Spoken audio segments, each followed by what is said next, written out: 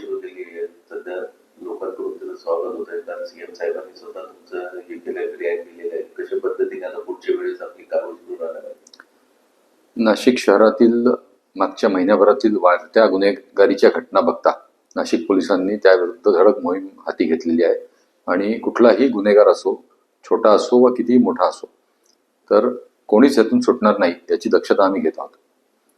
आम्ही वेगवेगळ्या प्रकारच्या मोहीम हातात घेतलेल्या आहेत. म्हणजे ते टवाळखोर मोहीम असेल, किंवा ज्या ठिकाणी अवैध मद्य विक्री होते ती टपऱ्या पाडणं असेल, किंवा प्रिव्हेंटिव्ह ॲक्शन्स घेणं, जे रेकॉर्डवरचे गुन्हेगार असतील, गँगस्टर्स असतील, किंवा जे मोठे काही गुन्हेगार आहेत की ज्यांनी मागच्या काही फायरिंगच्या इन्सिडेंट्समध्ये त्यांची नावं निष्पन्न झालेली आहेत, तर त्या सगळ्यांच्या मागे आम्ही लागलेलो आहे.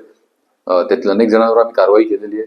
आणि एक पोलिसांबद्दल विश्वास निर्माण होईल अशा प्रकारचा एक मेसेज आपल्या मार्फतीने, माध्यमांच्या मार्फतीने जनतेकडे जावा, ही नाशिक पोलिसांची आपल्याला विनंती आहे.